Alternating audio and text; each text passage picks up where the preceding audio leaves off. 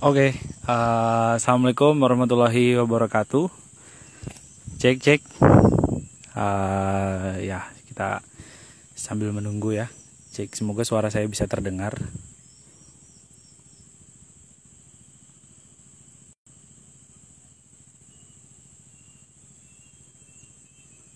Oke, sambil menunggu.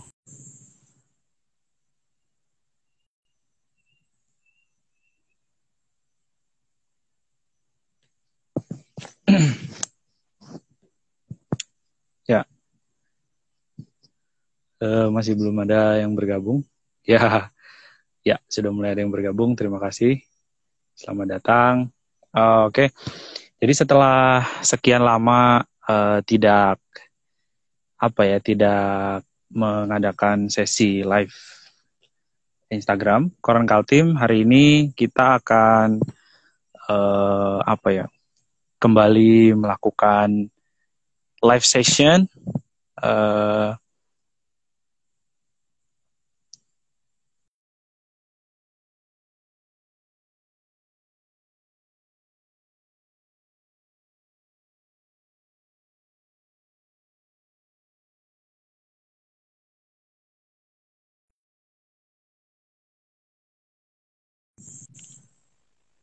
Siap. Assalamualaikum Pak Tantan. Suara saya bisa terdengar ya Pak Ta ya? Oh ya, jelas. Jelas Mas Suswi. Siap, Apa kabar? alhamdulillah. Alhamdulillah baik. Siap, siap. Oke, saya Lagi, mau menyapa lagi di teman-teman mana nih? dulu ini.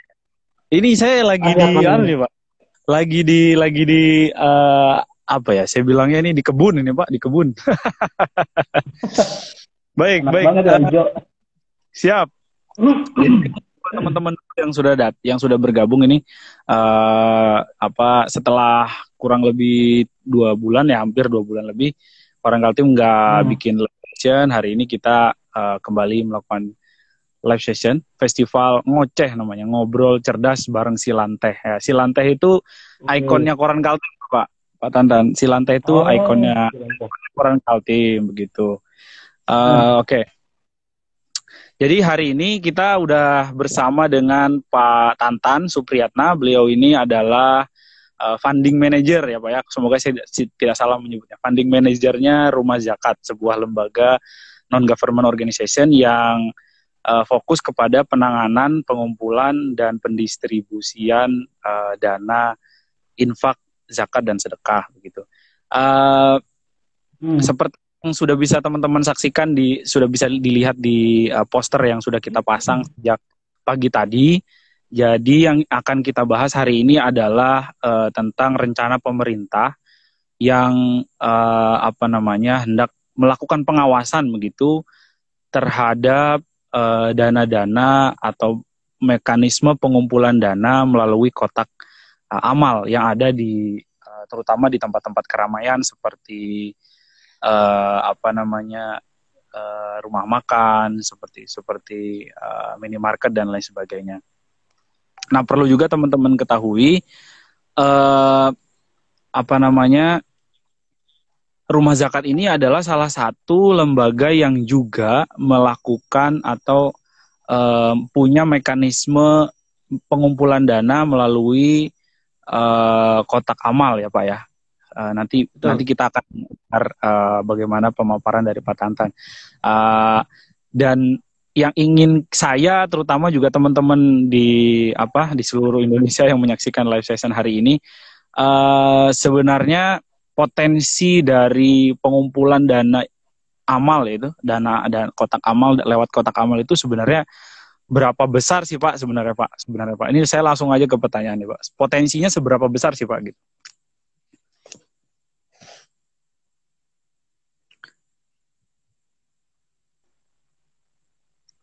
Halo? Malam. Cek. Masuk. Siap, siap. Masuk Pak. Masuk, masuk, masuk. Oke, mangga, mangga, mangga. eh Tadi saya sempat keluar ya? Atau sempat nge-freeze ya?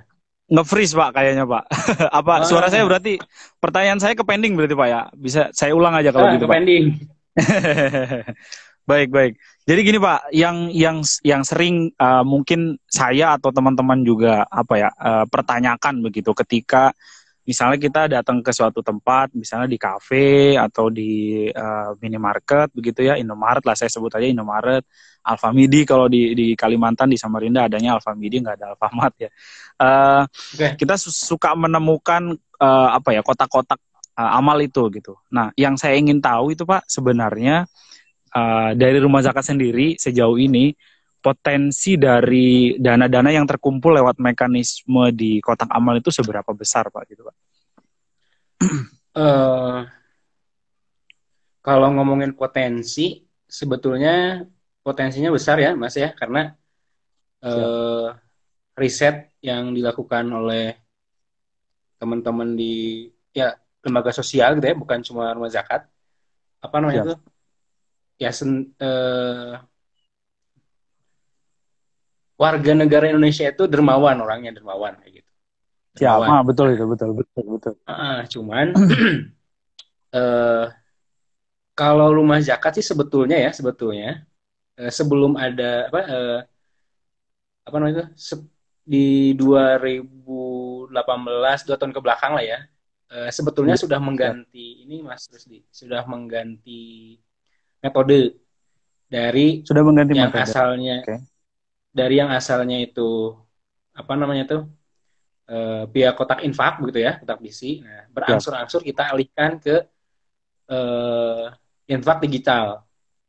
Nah, 2 tahun lalu kita tuh ngebangun platform yang namanya itu Infak ID. Jadi recehan, bukan uang kecil itu kembaliannya itu bisa yang biasa dimasukkan ke kotak infak itu bisa disumbangkan melalui platform digital yang bernama Infak ID itu. Siap. Oh, baik. Artinya sekarang bisa dibilang Rumah Zakat sudah perlahan-lahan meninggalkan metode itu ya, gitu Pak ya? Ya, hampir 75%, 80% lah di komposisinya sudah kita rubah ke digital ya, begitu. Oke, 80%, wah luar biasa saya. Ya, jadi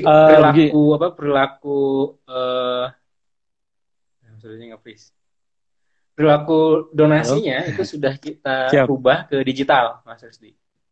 Oke, siap. Walaupun masih ada ya beberapa masih ada, tapi gitu. Oke, siap.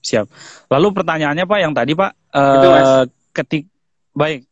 pertanyaannya ketika pemerintah kemudian punya kebijakan mengawasi begitu Pak, secara tidak langsung walaupun sudah 80%, artinya masih ada sekitar 20%-an mekanisme pengumpulan lewat kotak amal masih dilakukan gitu oleh Rumah Zakat. Halo Pak, jaringannya kurang baik sepertinya teman-teman.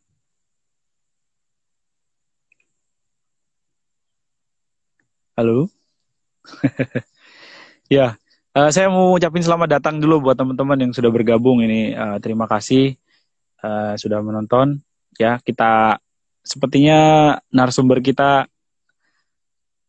hilang. Ya, jaringannya sepertinya kurang baik ya di sana. Jadi informasi lagi Pak Tantan sekarang posisinya sedang ada di semoga saya tidak salah ya, beliau sedang ada di Jakarta dan saya berada di Samarinda, jadi cukup jauh gitu. Ada tenggang waktu juga, ada jeda waktu begitu, dan mungkin di sana koneksi internetnya atau kurang baik begitu ya. Jadi hari ini mau ngingetin juga, mengulang lagi aja diskusi yang sudah sempat jalan beberapa saat. Kita sedang membahas wacana pemerintah mengatur atau memberikan pengawasan. Oke, sudah kembali lagi Pak Tantan. Sepertinya jaringannya kurang baik. Pak? Iya. Saya yang putus ya. Nggih. Siap. Monggo Pak, lanjut Pak. Yang tadi Pak agak terputus sepertinya tadi Pak. Mangga. Keputusan sampai mana nih?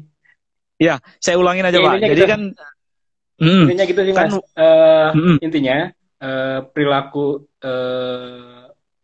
apa namanya tuh keinginan yang baik dari para donatur kita yang semula lewat kotak PC yang di tiap-tiap cabang di Samarinda juga ada gitu kan ya, waktu di Balikpapan saya juga ada kan ya begitu. Siap, siap. Itu sudah dialihkan. Nah, kalau Okay. dulu kan Mas Osi tahu juga ya, di rumah zakat itu ada yang namanya super infak konsultan ya, yang petugas Siap. untuk uh, collecting kotak infak itu kan. Nah, itu Siap, sekarang siap. sudah tidak ada, sudah tidak Oh ada. Karena gitu. tadi kita Baik, mengalihkan baik. ke digital, gitu, Mas. Oke, siap, siap, siap. Oke, pertanyaan saya tadi Pak, walaupun sudah 80% yang disampaikan tadi, artinya selama beberapa tahun belakangan atau masih tersisa sekitar 20% itu Pak, mekanisme pengumpulan melalui kotak amal tadi. Apakah dengan mungkin dengan wacana pemerintah melakukan pengawasan begitu, artinya ada kecurigaan gitu Pak dari pemerintah karena dana-dana ini potensinya besar, kemudian bisa dibilang sulit dikendalikan gitu Pak. Bagaimana pendistribusiannya kita tidak pernah tahu gitu. Secara mudah mungkin pertanggungjawaban dari penggunaan dana-dana itu. Kemudian bagaimana rumah zakat menilai ini Pak? Sebagai lembaga yang juga menggunakan metode yang sama, mungkin juga mengadvokasi teman-teman lembaga yang sama, mungkin jangan sampai kemudian mekanisme yang sudah terbangun sedemikian rupa, dan saya rasa masih banyak lembaga-lembaga yang saat ini masih menggantungkan pendanaannya dari metode-metode seperti ini Pak gitu. Sebagai yang masih juga dong, walaupun sudah berada sedikit, bagaimana rumah zakat menilai ini gitu Pak? Apakah mungkin ada advokasi atau seperti apa gitu Pak? Sebentar saya geser dulu ke tempat lain ya, kayaknya sinyalnya. Siap, silakan. Mangga. Oke, ini aja. Siap. Jadi gini, sebetulnya kalau bab pengawasan itu memang dari Kemenag itu kan lembaga amil zakat itu di bawah Kemenag ya, yang resmi itu. Siap. Itu setiap 2 tahun sekali itu mereka wajib melaporkan tentang penghimpunan dan pengelolaan dana yang diterima, baik itu dari dana infak, zakat, sedekah, wakaf gitu ya. Itu semuanya dilaporkan ke Kemenag. Baik. Di per 6 bulan sekali. Jadi sebetulnya pengawasan itu memang sudah ada dari dulu gitu. Oke. Nah, adapun isu yang ada di media begitu ya, digunakan oleh pihak-pihak tidak bertanggung jawab lah gitu. Tidak bertanggung jawab misalkan gitu ya. Sebetulnya masyarakat tidak perlu khawatir, karena ketika yang mengelola dana itu adalah lembaga yang resmi dan itu terdaftar resmi di pemerintah. Jadi buffering lagi. Sepertinya jaringannya di sana kurang baik ya teman-teman ya. Oke, sudah mulai bisa lagi.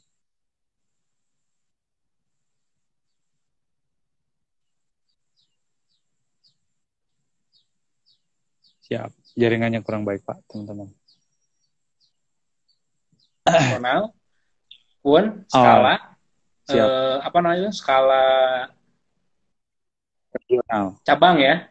Cabang regional, siap. Kaltim, yang Kaltim, rumah zakat Kaltim lapor, Jawa Barat lapor, DKI lapor, pokoknya semuanya lapor, gitu. Siap.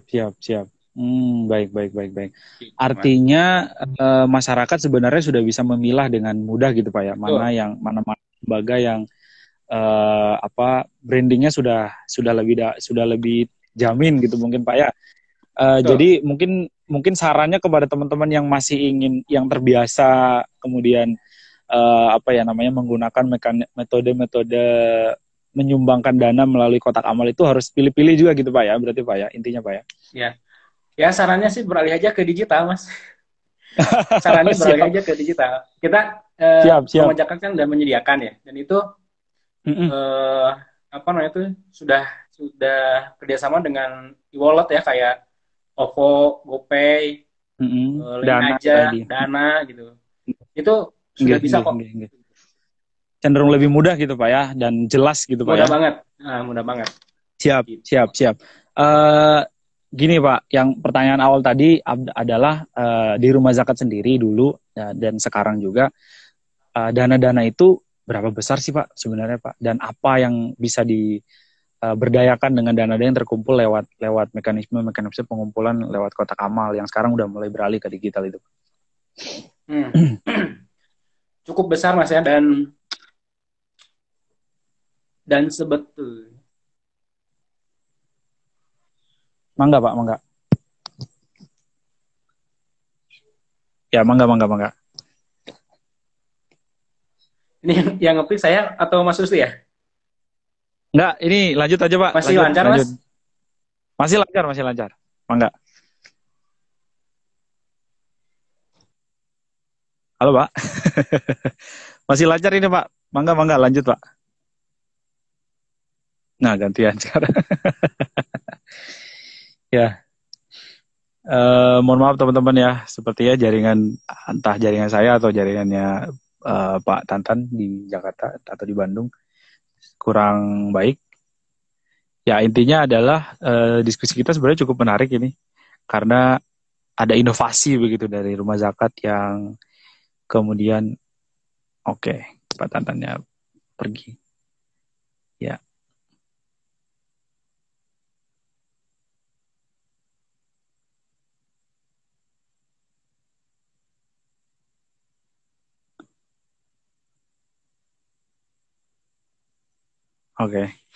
Ya, jadi cukup menarik ya diskusinya sebenarnya karena rumah zakat ternyata sudah tidak menggunakan lagi kotak amal, tapi sudah mulai beralih sekitar sudah 80% beralih ke digital.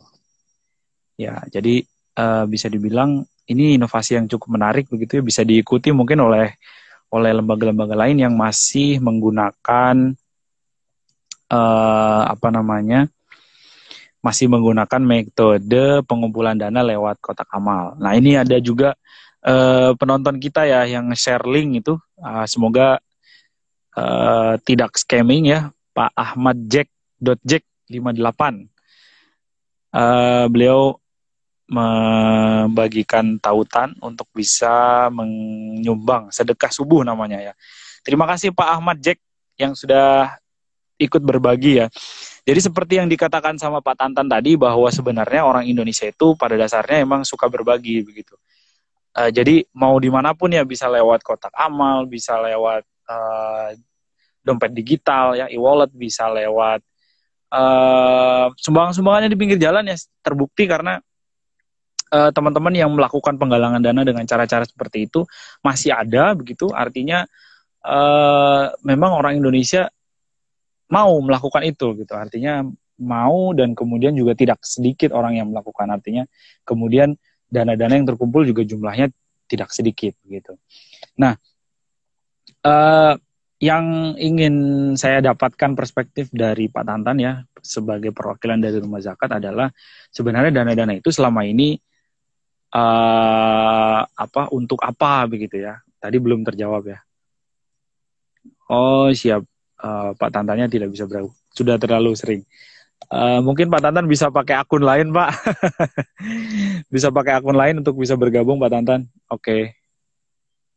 Siap.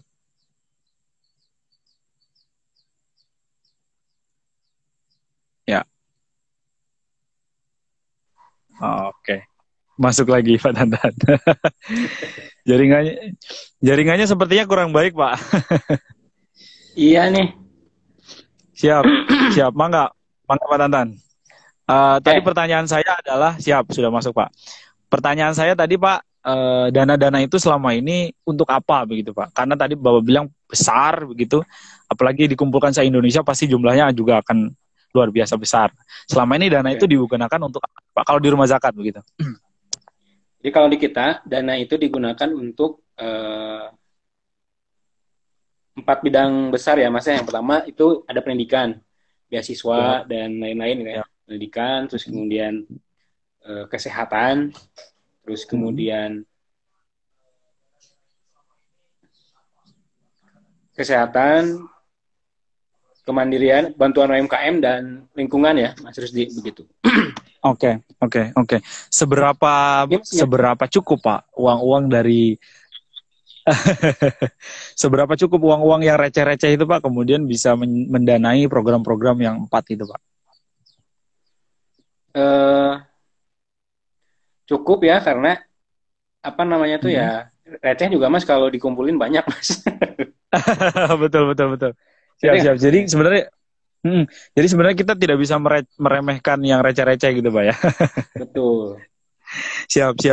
Nah, yang juga bikin kita penasaran Pak, tadi kan sudah disampaikan tips-tips supaya masyarakat tidak salah pilih, kemudian, bukan salah pilih, maksudnya lebih berhati-hati begitu untuk memilih kemana meletakkan uangnya, karena biarpun sedikit, kemudian akan bisa menjadi banyak tadi ketika terkumpul gitu. Lalu, kalau di Rumah Zakat sendiri Pak, sebagai perwakilan dari lembaga yang menggunakan dana-dana dari kotak amal ini, bagaimana kemudian melaporkan itu Pak? Karena kan orang yang memberikan sumbangan itu kita tidak tahu siapa, kemudian sumbernya juga dari mana gitu. Gimana Rumah Zakat kemudian menyiasati melaporkan ini Pak? Melaporkan apa-apa yang sudah dikerjakan melalui dana-dana itu gitu Pak.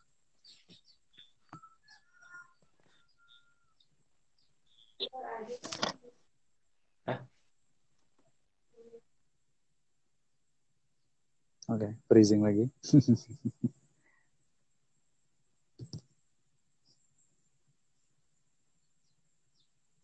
Oke, kita cukup terganggu ya dengan freeze jaringannya. Jadi gini teman-teman, yang ingin coba kami Koran Kaltim soroti adalah bagaimana kemudian dana-dana yang terkumpul tadi melalui kotak-kotak amal itu sejauh mana bisa termanfaatkan, yang pertama. Yang kedua, pertanggungjawabannya seperti apa. Yang ketiga juga kemudian ketika kemudian pemerintah ingin melakukan pengawasan, lalu teman-teman atau lembaga-lembaga yang selama ini mengandalkan pengumpulan dananya melalui kotak-kotak amal itu, apakah akan terdampak begitu. Tapi kalau kita melihat dari sampling dari Rumah Zakat sebagai salah satu lembaga yang cukup besar dan menggunakan metode itu, ternyata sudah mulai beralih begitu ya. Sepertinya memang kebijakan ini tidak akan terlalu berdampak kepada Rumah Zakat, tapi kita tidak tahu dengan lembaga-lembaga lain begitu ya, apakah mereka juga sudah mulai beralih atau belum. Tapi kalau yang bisa saya dari pantauan saya pribadi sih masih banyak begitu teman-teman lembaga sosial yang mengumpulkan dana-dananya lewat mekanisme pengumpulan lewat kotak amal. Nah, pelajarannya adalah tadi yang disampaikan oleh Pak Tantan, teman-teman yang terbiasa kemudian menyisihkan sebagian rupiah begitu, sebagian hartanya, sebagian mungkin uang kembalian atau ketika berbelanja dan lain sebagainya, untuk lebih berhati-hati memilih tempat menaruh gitu ya, menaruh kotak amal gitu. Bisa dilihat dari brandingnya tadi kata Pak Tantannya. Kalau misalnya itu lembaga sosial, kita bisa lihat apa yang tertera. Biasanya suka ada suka ada brandingnya gitu ya. Kotak-kotak itu suka ada brandingnya. Misalnya dituliskan dari lembaga apa gitu ya. Atau kalau dari masjid kita bisa cek juga betul tidak apakah itu ada di masjidnya atau tidak gitu. Sedikit sharing pengetahuan ya, saya berdasarkan pengetahuan saya itu ternyata pengumpulan dana dengan mekanisme seperti ini itu di Indonesia memang cenderung lebih banyak dilakukan oleh umat muslim. Tapi sebenarnya kalau kita mau lebih belajar lagi, lebih detail lagi, ternyata juga teman-teman dari agama lain juga melakukan hal yang serupa. Misalnya teman-teman di Hindu ya, koreksi kalau saya salah, teman-teman Hindu itu punya yang namanya dana punya. Dana punya itu dana yang dikumpulkan sebagai semacam sumbangan keagamaan juga. Nah itu sama kurang lebih lah. dengan apa yang dilakukan oleh teman-teman Islam. Pak Tantan sudah bergabung kembali. Sepertinya jaringannya kurang baik gitu, Pak, dari tadi, Pak ya. Iya, saya keluar rumah nih. Oh, mangga. Posisi sedang di mana nih Pak Tantan sekarang, Pak? Saya di Bandung. Oh, di Bandung. Baik. Saya kira lagi di kantor ini, Pak. Siap. Bisa terdengar suara saya, Pak ya? Aman. Apa enggak? Ini Pak, pertanyaan selanjutnya adalah tadi Pak belum terjawab. Sejauh ini bagaimana kemudian rumah zakat itu memberikan pelaporan begitu Pak kepada masyarakat, karena kan kita tidak tahu siapa yang menyumbang. Kemudian tapi ada juga tentunya orang-orang yang sebenarnya menunggu gitu, yang sudah menyumbang itu dana itu dipakai untuk apa ya sebenarnya gitu. Mangga Pak. Ya. Kalau pelaporan tadi ya, karena kita sudah beralih ke platform digital, itu bisa diakses oleh semua orang, semua donatur di web kita ya, di platformnya kita. Di samping tadi Mas, kita melaporkan kepada Kemenag itu ya dua kali dalam setahun, 6 bulan sekali. Oke, oh siap. Oke. Ya, jadi secara secara umum, secara aturan artinya pemerintah mengetahui gitu Pak ya apa saja kegiatan-kegiatan yang dilakukan oleh rumah zakat melalui dana-dana itu gitu Pak ya. Berarti masyarakat bisa nggak Pak mengakses dengan mudah gitu Pak? Masyarakat bisa Pak ya? Bisa kok, bisa akses. Setiap akhir tahun setelah hasil audit dari Kemenag, dari pemerintah itu keluar, kita kita upload di webnya kita kok. Jadi semua orang bisa mengakses. Siap. Nah, begitu teman-teman. Jadi pertanyaan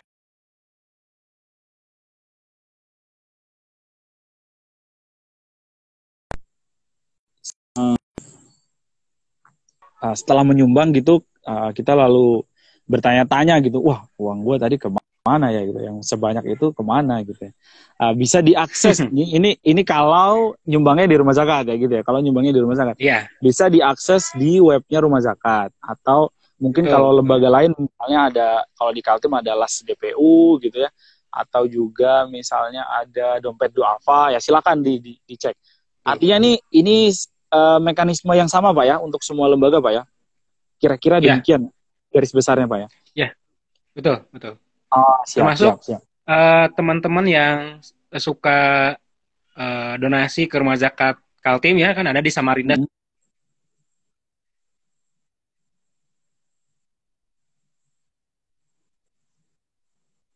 Siap.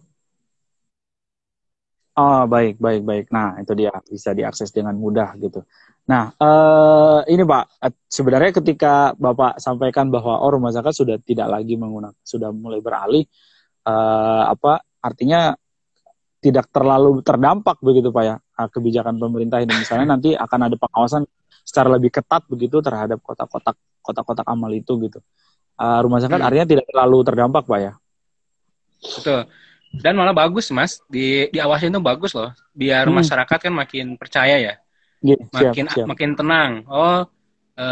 Donasi atau dana-dana sosial yang saya berikan itu betul loh disalurkan kepada yang berhak begitu. Emang harus diawasi.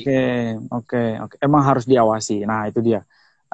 Ini juga mungkin juga edukasi buat teman-teman lembaga yang sedang atau masih melakukan mekanisme pengumpulan dengan kotak amal. Ya sebenarnya wacana ini sebenarnya wacana yang baik gitu Pak Tantan ya, untuk supaya masyarakat lebih tenang juga dalam menyampaikan dananya. Boleh diupdate Pak, mungkin Pak, kira-kira nih Pak range-nya Pak, sejak setiap tahun berapa yang bisa dikumpulkan oleh rumah zakat dengan mekanisme waktu masih menggunakan kotak amal itu Pak, kira-kira nih Pak. Bulat-bulatnya lupa lah ya, saya jumlah pastinya lupa Mas. Pokoknya gini, karena kan sudah tadi ya 2018 kita sudah beralih ya ke digital ya, dan besarannya berapa itu bisa langsung diakses sama kelihatan di situ donatur. Nanti habis live ini selesai, Mas Rudi bisa coba cek deh ke infak.id. Nah di situ bisa terkumpul, Mas Rudi bisa tahu tuh yang sudah terkumpul berapa, terus kemudian mau nyumbang berapa itu mulai dari, terus programnya apa aja itu ada di sana. Jadi kita sudah buka ke publik ya, kayak gitu. Siap. Oh, siap. Nah, itu lebih mudah lagi teman-teman berarti ya. Artinya kita bisa nggak perlu bertanya-tanya lagi gitu, ini dana untuk apa gitu, nyumbangnya untuk apa. Jelas Pak ya. Oke. Saya jadi kehabisan pertanyaan sebenarnya Pak, ketika sudah sejauh itu gitu ternyata ya, sudah sejauh itu inovasinya. Alhamdulillah gitu. Berarti sudah selesai. Apa namanya? Tapi gimana Pak biasanya Pak? Kendala-kendalanya apa Pak dengan metode yang lebih digital itu Pak? Biasanya Pak. Kendalanya ya. Paling kendalanya di awal-awal mungkin Mas ya, ketika sistemnya belum selesai ya. Tapi sekarang alhamdulillah sudah aman kok, sudah aman. Jadi baik. Saya bareng teman-teman di beberapa cabang itu suka itu kok. Tiap pagi misalkan nge-share ke teman-teman yang ada di grup WA. Bikin challenge misalkan sedekah harian. Yuk. Mau 1.000, mau 2.000, mau 5.000 kan bisa sekarang itu ya. Pakai yang infak.id itu kan bisa gitu. Siap. Jadi alhamdulillah sudah nyaris tidak ada kendala lagi ya Mas ya. Dan donatur terutama bisa menikmati kemudahan ini begitu. Jadi ketika zaman dulu misalkan bangun tidur mau infak itu nyari kotak infak. Nah, sekarang tinggal buka HP. Nah, itu tuh yang tadi nge-share Pak Ahmad Jack itu dari Balikpapan, Mas. Oh gitu, siap. Nah itu bisa ada begitu diklik linknya itu langsung ke infak ID itu. Oh siap. Nah itu teman-teman, jadi lebih mudah lagi. Semudah itu, jadi tinggal klik selesai gitu Mas. Oke, siap. Nah ini Pak, yang mungkin juga sedikit terlupa adalah apakah teman-teman rumah zakat tidak mempertimbangkan teman-teman atau orang-orang yang konvensional Pak, yang kemudian masih menggunakan cara-cara lama begitu untuk berinfak gitu Pak. Apakah masih bisa ini gimana tuh Pak? Nah, makanya kita kerjasama juga dengan masjid Mas ya. Jadi kan masjid-masjid juga ya teman-teman di cabang cukup masif lah ya. Kerjasama dengan masjid-masjid. Justru kita mengedukasi Mas biar go digital juga gitu, karena lebih aman gitu ya. Lebih aman. Coba kalau digital siapa yang mau menyalahgunakan? Siap. Gitu. Nggak bakal dicuri Pak ya, nggak mungkin dicuri begitu. Siap. Kemungkinannya ya sangat tidak mungkin begitu. Jadi kampanye kita dari 2018 itu untuk kotak infak, kotak amal gitu ya.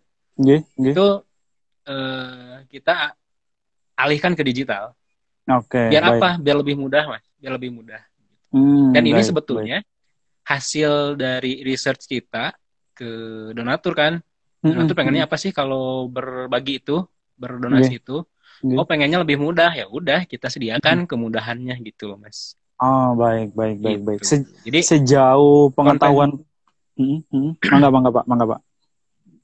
Jadi konvensionalnya masih yang tadi ya, yang perilaku konvensional itu kalau di kita justru pengennya digital begitu Mas.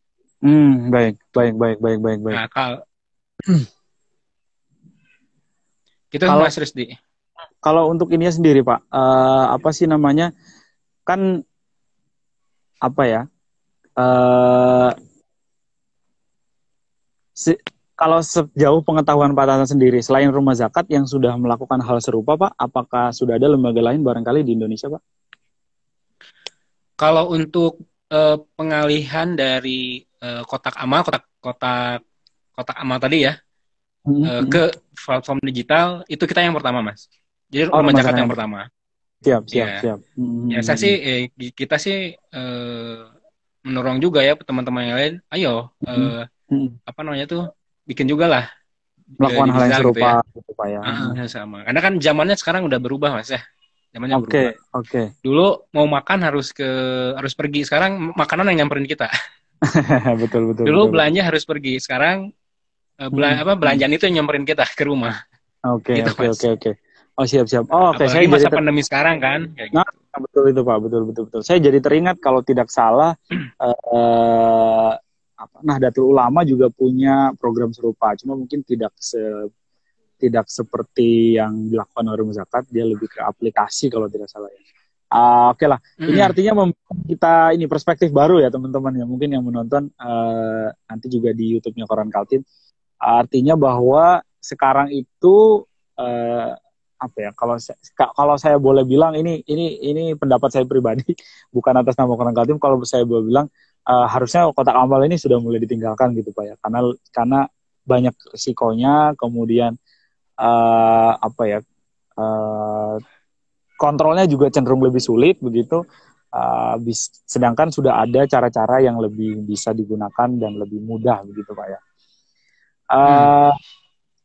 Ada cost yang berubah tidak Pak ketika teman-teman Rumah Zakat mengalihkan metode dari yang fisik kemudian berubah ke digital ini Pak? Ada penghematan barangkali dari teman-teman Rumah Zakat sendiri? Karena kan ada SDM-nya tadi kan Pak ya, ada SDM-nya yang menjemput dan sebagainya.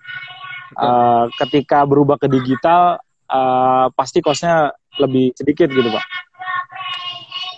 Ntar ada iklan dulu ya. Siap, mangga. Ayam geprek. Cost-nya lebih hemat tentu Mas. Oke. Karena gini, kalau dulu kan perlu harus ada orang yang ngejemput ya. Justru kalau digital itu nggak usah ada lagi yang dijemput. Karena kan tadi donatur tinggal klik, donasi sudah masuk begitu. Baik. Dan bisa terpantau gitu Pak. Apa untuk apa? Terpantau. Oke deh kalau gitu. Ya, yang saya katakan tadi Pak, saya seperti habis bertanya sebenarnya menggali gimana perasaan lembaga itu kemudian diawasi gitu, dalam tanda kutip diawasi yang apa ya, karena ada orang-orang yang tidak bertanggung jawab menggunakan dana itu, akhirnya jadi eksesnya atau dampaknya ke teman-teman yang sebenarnya serius baik-baik saja akhirnya jadi terdampak. Tapi karena Rumah Zakat tadi ternyata udah berinovasi sedemikian rupa ya ini menurut saya jadi solusi begitu buat apa ya, buat pemerintah juga barangkali bisa melihat ini gitu, untuk mungkin lewat Kementerian Agama nanti bisa jadi solusi nih Pak, nggak perlu lagi Bapak mengawasi, jadi bisa lewat online saja. Udah online, siap. Udah online, gitu. Siap. Kalau gitu nih Pak, mumpung kita masih, saya dikasih waktu sampai 5 menit ke depan ini Pak sama bos ini Pak. Mangga bisa di-update kegiatan atau program apa yang sedang mungkin dikampanyekan oleh Rumah Zakat Pak. Enggak, Pak? Apa ya? Paling sekarang itu banyak sih ya. Kalau selain 4 yang tadi, kita sedang menggalakkan wakaf Mas. Jadi wakaf. Jadi wakaf itu kan selama ini kita dapat narasinya cuma kalau nggak masjid ya kuburan misalnya gitu ya. Padahal wakaf itu ternyata betul. Wakaf itu luas, bisa wakaf bisa wakaf produktif gitu. Bisa wakaf buat lahan perkebunan, kebunnya itu nanti diurus sama petani, kemudian hasilnya buat membiayai sekolah misalkan. Siap. Gitu. Jadi kita sedang menggalakkan wakaf, karena wakaf itu besar juga ya potensinya untuk membangun ekonomi para penerima manfaat kita. Gitu. Oke. Gitu, Mas. Pertanyaan terakhir. Sebetulnya lengkapnya bisa kalau teman-teman bisa mau apa sih program Rumah Zakat, tinggal klik aja di webnya. www.rumahzakat.org. Gitu. Oke, siap, simpel. Terakhir nih Pak, pertanyaan saya terakhir, masyarakat ini sedang digalaukan, dipusingkan, dihimpit gitu, semakin sempit, semakin sulit gitu ya, oleh pandemi COVID-19. Lalu dengan pengumpulan dana yang dilakukan oleh Rumah Zakat sendiri sejauh ini, apa Pak yang sudah dilakukan oleh Rumah Zakat khusus untuk membantu meringankan mungkin beban masyarakat, tidak hanya yang mungkin berhak menerima manfaat, tapi juga karena sekarang semuanya Pak yang terdampak semuanya itu kayak. Saya pikir semua orang di Indonesia terdampak. Atau mungkin di seluruh dunia terdampak begitu. Apa Pak program dari Rumah Zakat nih Pak? Dari awal pandemi kita sudah banyak program digulirkan ya Mas. Di awal-awal kita kerjasama dengan beberapa mitra kita buat penyediaan APD, terus kemudian bantuan ke rumah sakit begitu ya. Baik. Terus kita bantu juga para UMKM yang ternyata kena dampak ya gitu ya. Di Ramadan kemarin kita juga kerjasama dengan misalkan ya catering yang tutup gara-gara pandemi. Kita kayak gitu.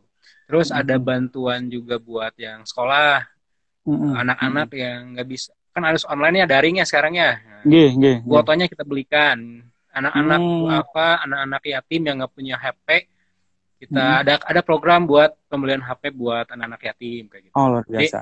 Ke Samarinda sampai Pak ya? Ke Samarinda Balikpapan sampai Pak ya? Ada Pak ya? Sampai. Begitu. Oke, siap. Bangga. Lanjut Pak. Gitu. Ya itu paling Mas untuk program-program pandemi ya, COVID ini. Kita aktif bersama pemerintah. Siap. Baik itu yang bersama mitra ataupun dari program Rumah Zakat sendiri ya begitu. Oke. Siap. Mungkin diskusi kita cukupkan ya Pak ya, karena itu tadi saya sebenarnya ingin dapat perspektif dari Rumah Zakat gitu, tapi pertanyaan kita di judul, perlukah kotak amal diawasi? Jawabannya kata Pak Tantan perlu sebenarnya Pak ya, karena kalau memang belum digital ya. Oh iya siap, kalau belum digital. Baik. Saya terima kasih Pak Tantan sudah mau bergabung. Dengan mohon maaf ada sedikit gangguan teknis tadi, jadi kurang maksimal. Terima kasih Mas Rusdi. Gak apa-apa, aman. Siap. Terima kasih juga buat teman-teman yang sudah menyaksikan dari awal sampai akhir. Yang di YouTube juga nanti kita akan upload video ini di YouTube Koran Kaltim. Terima kasih banyak teman-teman. Semoga kita selalu sehat dan tetap menegakkan Pancasila. Jangan lupa pamit kalau gitu Mas ya. Mangga. Pak Tantan selalu sehat. Dan teman-teman juga selalu gunakan masker. Ini saya lagi di kebun, jadi insya Allah nggak apa-apa masker. Terima kasih banyak teman-teman yang sudah menonton. Semoga bermanfaat ya obrolan kita siang hari ini. Dan ke depan insya Allah dalam waktu dekat kita akan adakan lagi live session bersama Koran Kaltim, ngobrol cerdas bersama lantai. Terima kasih. Assalamualaikum, nama saya Rusdi. Pamit. Assalamualaikum warahmatullahi wabarakatuh.